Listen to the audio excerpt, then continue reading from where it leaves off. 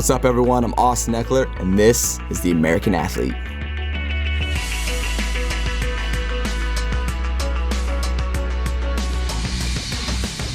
I just need a door, man. I just need a door, and I'm running through it head first with everything. My mindset, even if it fails, I'm still growing. My first intro to football was just in my upbringing, Played a bunch of different sports, and football was definitely one of those. I was pretty good growing up at just getting into different things, and I think that's what helped me develop as far as my mindset around sports, being around a team, some social skills, a lot of just skills that help me today.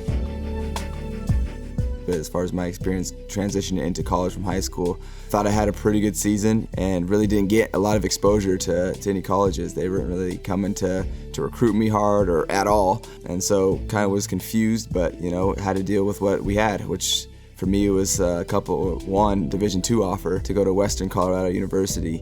And I had some other interests. They wanted me to play other positions, and I wanted to stick with what I knew, and that was playing the running back position.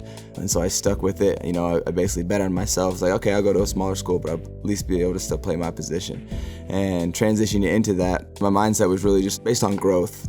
Like, it wasn't necessarily like, I want to be an amazing football player. It was more so I just want to be better in the things that I'm involved in. It was my education and football at the time. So I just wanted to grow into those. So it was another opportunity to go take that to the next level. And I was set up in a position where I could use football to pay for my education.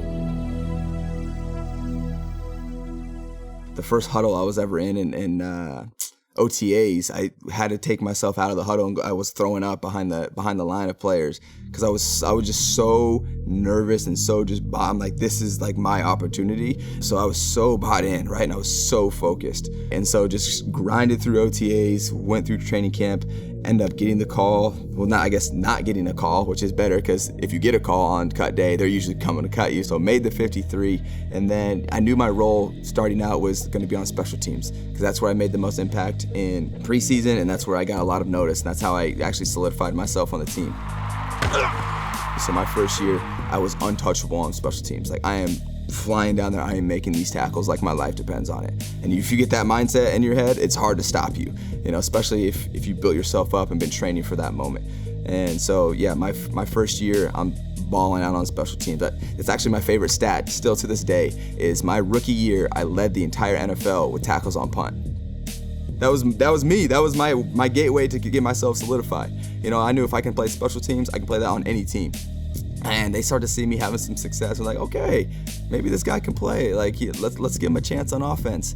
And they threw me in every once in a while, but I never really got the ball. And till the third week against the Eagles, they finally handed me the ball, and I ran for a 34-yard touchdown. Epic moment, man. I'll never forget that. I'll never forget that my rookie year in StubHub at the time.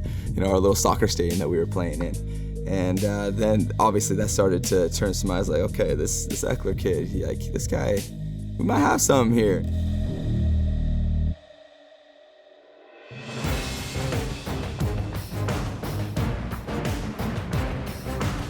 I think my place where I feel meaning is when I'm putting pressure on my life to push myself forward. And it's not easy, ever.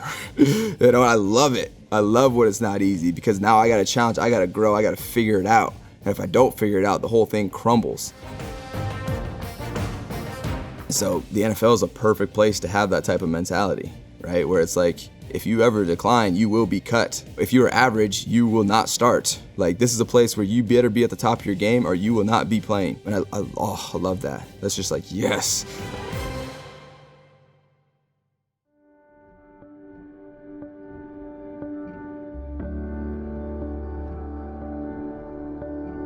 We talk a lot about opportunity, right? So what do you think my foundation is? So I have the Austin Ekeler Foundation, which is providing resources into communities that have a lack of resources to provide opportunities for people.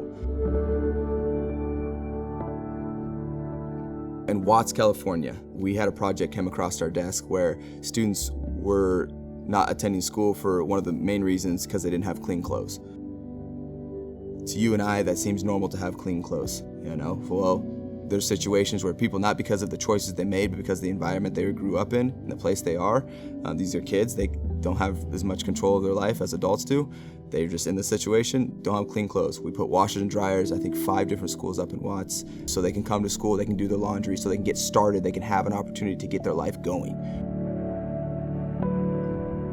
That's what we focused on with the foundation. We built weight rooms. We've donated football equipment, school equipment. We've donated to the women's shelter on Skid Row.